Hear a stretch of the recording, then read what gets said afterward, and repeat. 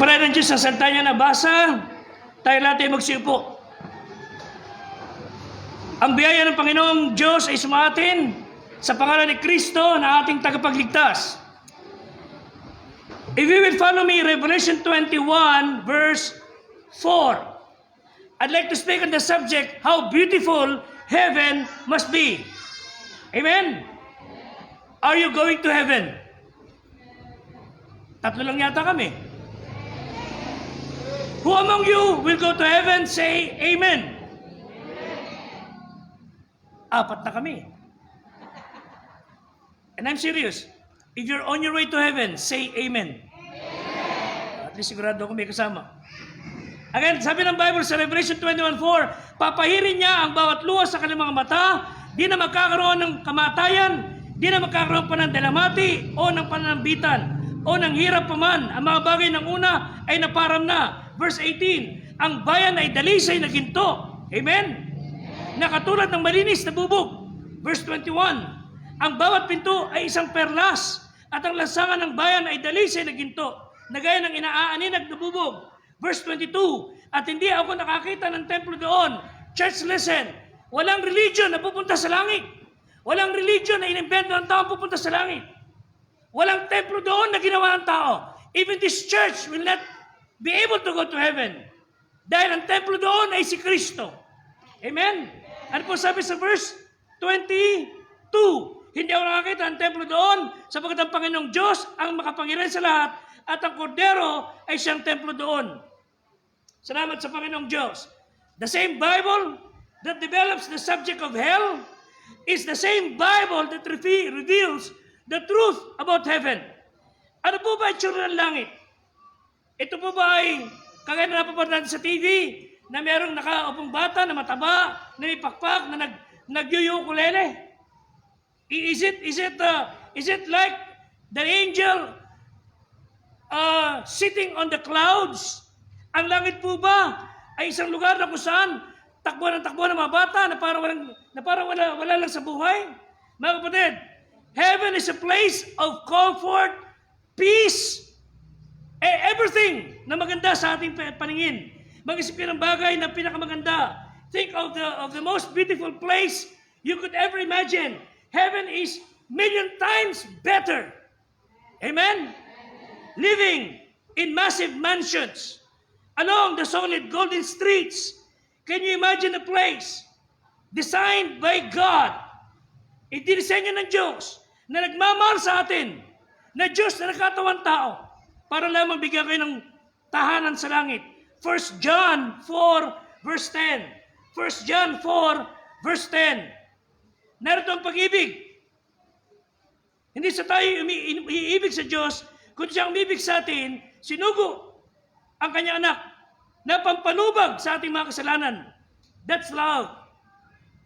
Ang pag-ibig ng Ama ay pinakita niya na nung tayo ay dapat dalhin lahat sa impyerno, isinugo niya ang kanyang anak para maging pampalubag, para mapahupa ang galit ng Ama. Limitado ating kalaman tungkol sa langit. But let me give you some facts na ibinigay sa atin ng Diyos. One, heaven is a real place. Amen? Kung paano ang San Mateo ay capital S, ang Bulacan ay capital B, heaven is capital H. Heaven is a real place. Hindi ito isang katang-isip, hindi ito isang guni-guni lamang. It's a real place sa mapa ng Diyos. Langit ay tunay na lugar na kung saan matutuntungan ang ating mga paa. Ewan ko kayo, pero excited ako pupunta sa langit. Nang sabay-sabay tayo. Masakit sa akin may una, masakit sa akin may iwanan. Pero I want all of us, all together, simultaneously, would go to heaven. Amen? And that would happen pag nangyari yung rapture. 2 Corinthians 12, yung binasa natin kanina, verse 2 hanggang 4. Si Paul ay nagkaroon ng maikling pagkakataon na sinabi niya, tumunga siya sa langit. He was caught up. Inagaw hanggang sa ikatong langit. And that indicates a direction. That indicates a place. Sabi ni Paul, I know of a man 14 years ago that was caught up together in heaven. Siya po ay kinuha ng Ama. Dinala sandali sa langit. At ang langit po ay may direksyon. Ang langit po ay isang lugar. Una po, yung unang langit. Pakinggan ito ha. Yung first heaven, actually tatlo po ang langit. Yung nakikita nyo yan, that is the atmospheric, kung saan mayroong oxygen surrounding our earth. Yung second heaven, yung outer space, yung stellar heaven. But the third heaven is the abode of God. Yung third heaven, yung lugar na hindi yan nilikha. Ang nilikha po ng Diyos, yung anapap at yung kalawakan. Pero yung third heaven is the place na hindi yan nilikha. Doon tayo dadali ng Diyos pagdating ng panahon. Amen? That abode of God, a real place where Jesus ascended kasama ang mga nabuhay mula sa mga patay. Pagkatapos ng mabuhay na muli mula sa mga patay. At doon sa langit, si Kristo po ay mayroong resurrection body. Si Kristo ay bibigyan tayo ng bagong katawan. You will never be sick again in heaven. Amen? At baka ako, 6-footer na ako rin sa langit. Wala ka na karamdaman doon, Sharon. Wala na kayong sakit na mga rayo-rayuma dyan, mga tatay. Wala ka na sakit sa puso, Kuya Amber. Wala ka na sakit sa puso, Diko. Wala ka na karamdaman doon, wala ka na kuburon. Hindi ka na nahihirap na huminga. Sino ka man, because langit will be a perfect place. Amen? It's a real place. One day, you will be there. Kasama ang bago mong katawan. Hindi na nasisira. Heaven is an actual place. Heaven is a prepared place. It was designed by God for us na mga tinubos niya. John 14, 1-3. Listen, read the Bible. John 14, 1-3. Ang langit po ay para sa mga tao na tinanggap siya bilang tagapagligtas and those who receive the free gift of eternal life. John 14, 1-3. Sinabi ng Panginoon, let not your heart be troubled. Huwag kayong maglumihan. Manampalataya kayo sa Diyos, manampalataya kayo rin sa akin. Sabi ng Panginoon, in my Father's house, listen, ay merong mansion. In my Father's house are many mansions. Amen? Sa langit, maraming mansyon. At kung kayo pumaroon at kayo maipaganda ng kalalagayan, muling paririto ako, tatangkipin ko kayo sa aking sarili upang kung saan ako naroon, dumoon din kayo. Mga kapatid, God wants you to be with Him. Ayon sa Bible, ang langit will be a place of beauty. Heaven will be a place of peace, steady health, no more cancer, Pastor Paul. No more bukol, Ate Vance. Wala nang hirap ng katawan. Heaven will be a perfect place. Wala na sakit sa skin, Ate Janina. Maayos na lahat tayo. Lugi ang lahat ng mga doktor doon. Pero kung siya Kristiyano, siya kasama rin sa langit. Amen? Heaven will be a place of happiness, filled with people from all the earthly ages that we have one thing in common. We have one thing in common. Sa langit, iisa tayo. Faith in Jesus Christ, the Lamb of God, who took away the sins of the world. Ang alam ng iba, ang kaluluwa raw natutulog. Hindi ho. Hindi po naiiwanan ng kaluluwa sa libingan. Ang katawan natin naghihintay ng pagkabuhay ng mugli. Ang katawan na naghihintay ng resurrection. Ang kaluluwa po, pag namatay tayo, Kristiyano, dire-diretso sa langit. Amen? Ang hindi Kristiyano, dire-diretso sa impyerno. Ano sabi ni Kristo? Luke 23, verse 43. Luke 23, verse 43. The dying thief sa krus ng Kalbaryo, sumampalataya kay Kristo. Sabi ni Kristo, today, ngayon din, kakasamahin kita sa paraiso. At doon siya mamatay, dumiretso siya sa paradise. Sa kamatayan natin, mga Kristiyano, ang kaluluwa po ay dire-diretso kagad sa presensya ng Diyos. Yung mga Kristiyano tunay, yung mga nagsisira ng kasalanan, yung mga tunay na humingi ng tawad sa Panginoon, hindi religyoso. Kung kayo nagsisira ng kasalanan, you will go to heaven. Dire-diretso kayo. 2 Corinthians 5:8. 2 Corinthians 5:8. Kaya kung kayo hindi pa Kristiyano, ngayong oras na ito, hindi pa alam kung saan punta pag namatay ka, hindi ka pa nakatitiyak kung ikay anak ng Diyos, I challenge you. I want you to be saved. Maging Kristiyano kayo. 2 Corinthians 5:8, malakas ang loob namin sabihin that I'm willing rather to be absent from the body, to be present with the Lord. Amen? Pag wala sa katawang ito, I will be with the Lord. So ang tanong, magkakakilala ba tayo sa langit? Magkakamukhaan ba tayo? Of course. We will know each other sa langit. We will know our loved ones. We will know one another in heaven. Matthew 8:11. Matthew 8:11. Sabi ng Panginoon, marami ang magsisipang galing sa east and sa west upang kasama ni Abraham, Isaac, Jacob sa karyan ng langit. Kung makikilala mo si Isaac, Abraham, Jacob doon, makikilala ko rin kung sino kayo ron. Sapagkat ang langit po ay perfect ang kaalaman. Magkakaroon tayo ng reunion sa langit, mga kapatid. Reunion na walang katapusan. Tinipo ang 1 Thessalonians chapter 4, verse 16. 1 Thessalonians chapter 4, verse 16. Ang Panginoon din ay bababang mula sa langit na may sigaw, may tinig ng arkanghel, may trumpeta ng Diyos. Ang namatay kay Kristo ay unang mabubuhay. Na muli, kung magkagayon tayo nabubuhay, na matitira, aagawin kasama nila sa alapap. Sa verse 17, at upang salubungin tayo ng Panginoon, at tayo mapapasa Kanya, magpakailan pa man. Apostle Paul assured us that we would be gathered sa alapap para tayo kunin ni Kristo. Heaven is a place. Secondly, heaven is a place wherein we have rest from pain. Wala ng kirot, wala ng hirap ng katawan, wala ng sakit sa langit. Heaven will be a place of full of joyful activity.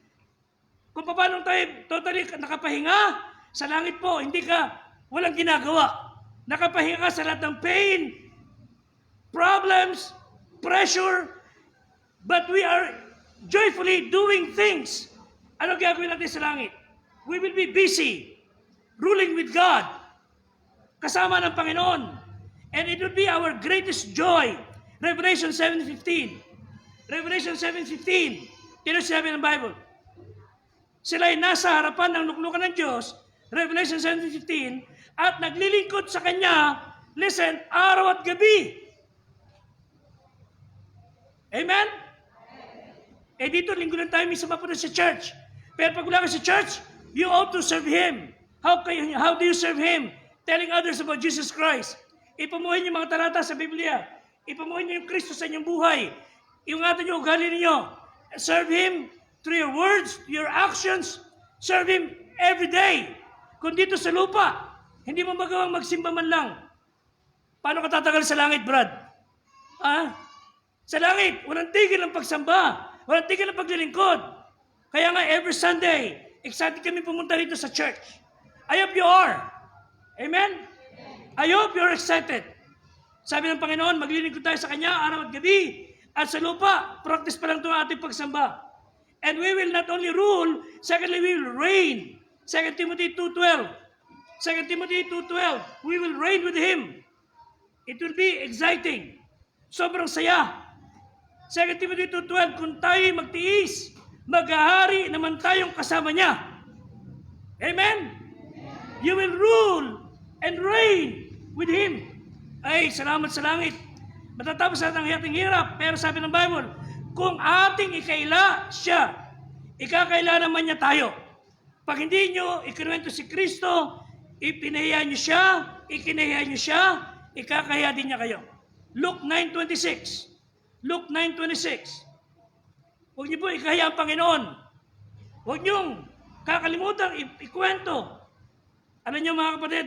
Paano niyo ipinapahiya ang Diyos? Listen. Paano niyo ipinapahiya ang Diyos? The way you celebrate your special days. Ipinapahiya natin ang Diyos kapag tayo sa harap na mayroong masayang harapan, naglalagay kayo ng alak at naglalagay kayo ng bisyo sa inyong katawan. That's how you put to shame God. Pagka tayo nabuhay ng hindi tama, naging masamang kapitbahay tayo, naging masama ang bibig natin, pag tayo naging masama ugali, ipinapahiya natin ang Diyos. Ingatan natin.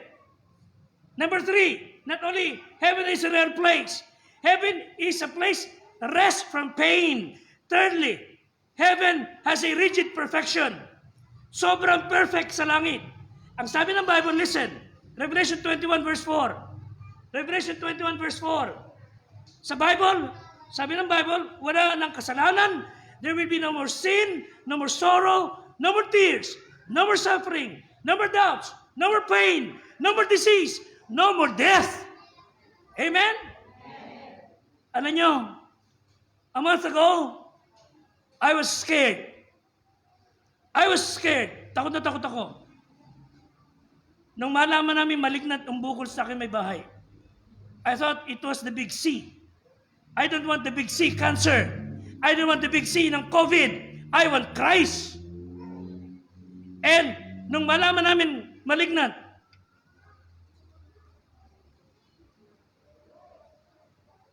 the devil is trying to say, sira ka na. Wala ka na. Kukunin ko na may bahay mo. Wala na mangyayari sa'yo. Pagtatawanan ka ng tao, hindi mo matatapos yung church.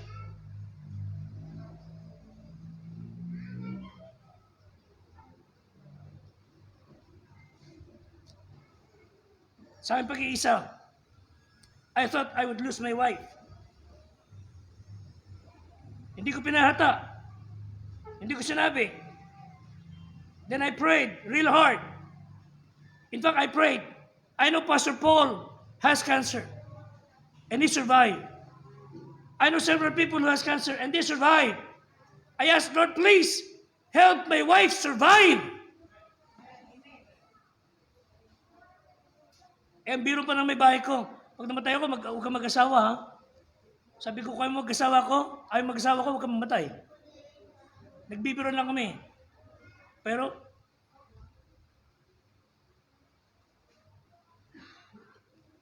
sa pag-iisa ko sa gabi, iniiyak ko sa Panginoon, Diyos. Ayoko muna. And finally, after the biopsy, after another process, the doctor said, it's benign. Amen? Amen. Pero alam nyo, with or without cancer, with or without anything, sa langit, wala na sakit. Sa langit, wala na anumang pagdurusa. It's perfection. Totally sa langit. Revelation 21:4. Ang mga bagay ng una ay naparam na. Wala na lahat ng paghihirap. Wala na lahat ng pagdurusa. Heaven is the presence of all that is good. Amen?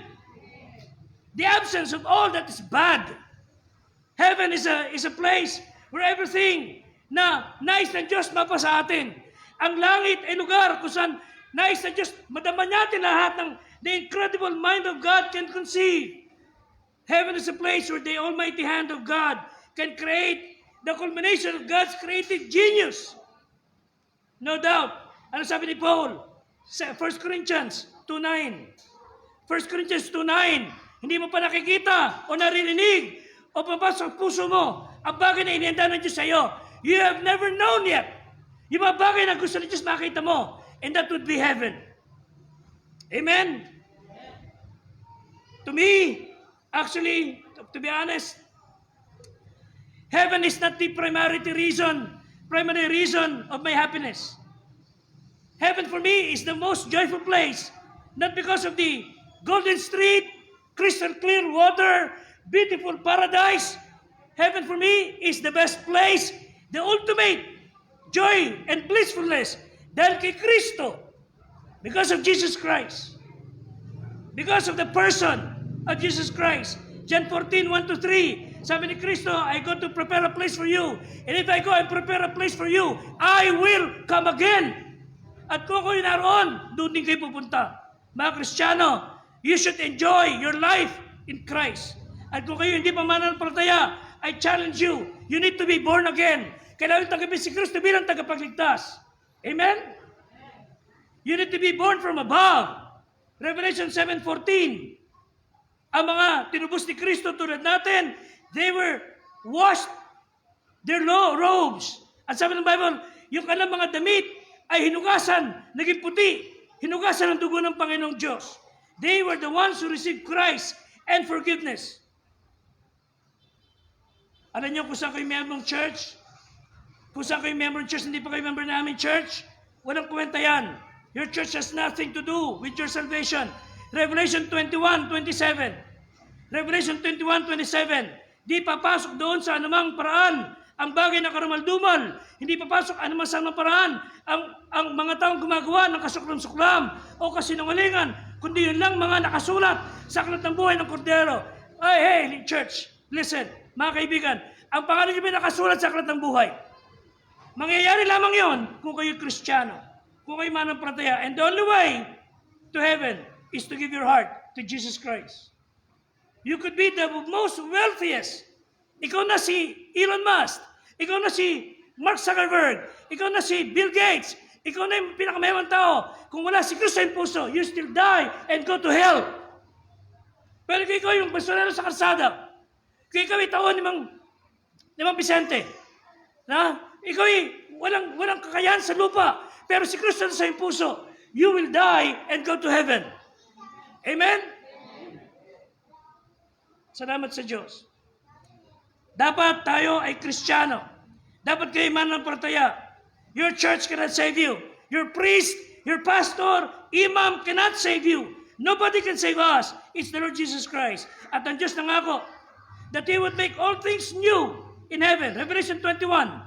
Read the Bible. Revelation 21, verse 1. Revelation 21, verse 1. Nakita ko ang bagong langit, bagong lupa. Sapagat ang unang langit at lupa ay naparam na, at ang dagat ay wala na.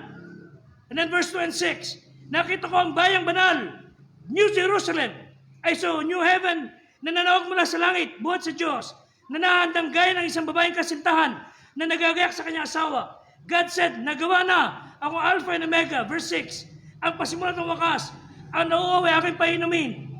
God is giving us new heaven. Wala na lahat ng yan. Bababa mula sa langit, sa kanyang tahanan, ang bagong langit at bagong lupa. At kayo po, hindi na kailanman mangangailangan pa. At yun po ay walang bayad. Heaven will be the destiny of those who take God at His word. Nanampalataya kay Kristo. Ang langit po ay para sa mga tao na humingi ng tawad sa Panginoon at sinampalatayan sa bilang tagapagligtas. Libre. Walang bayad. Libre nga ba? Wala nga nga bang gagawin para mapunta ka sa langit? Libre sa sumampalataya ka sa Panginoon? Yes. Ephesians 2:8 and 9. Ephesians 2:8 and 9. Sa biyaya kayo naligtas sa pamamagitan ng pananampalataya. Hindi sa inyong sarili, ito'y kaloob ng Diyos. Hindi sa pamamagitan ng gawa upang sino man ay magmapuri. Romans 3:24. Romans 3:24. Sa palibasa inaring ganap na walang bayad, you will be justified without charges. Walang bayad. Kayo po ay inaring ganap na walang bayad ng kanyang biyaya. Amen? Ang kaligtasan po is free and clear. Walang hidden charges. And we can come to Him through Jesus Christ. Tayong lahat, mga tao bago ma-save, we are lost, we are sinful, without any hope. What we deserve is hell. Pero si Kristo ay bubuhay na muli mula sa mga patay.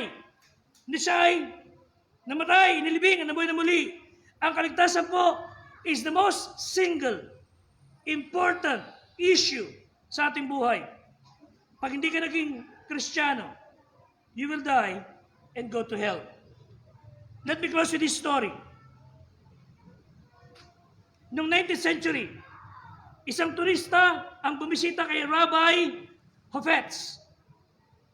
At sa pagpunta niya sa bahay nitong si Rabbi Hofetz, mga yung turista sapagkat ang bahay niya, kilala siya noon, pero napakasimple ng kanyang pamumuhay.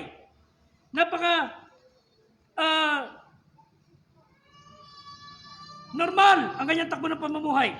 Basta sa bahay ni Rabbi Hofetz, merong lamesa, merong mga books, merong upuan na simple lang. At sabi ng turista kay Rabbi Hofetz, sabi niya, Rabbi, nasaan ang mga furniture mo?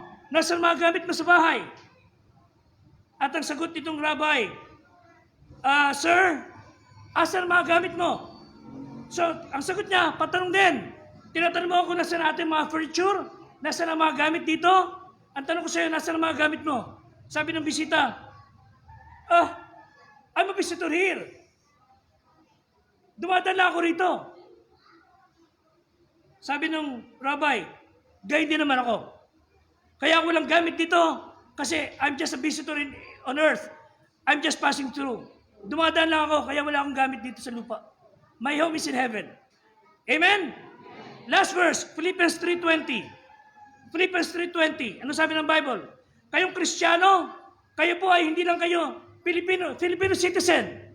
Philippians 3:20. Kayo po ay heaven citizen. Amen? Let's all stand please.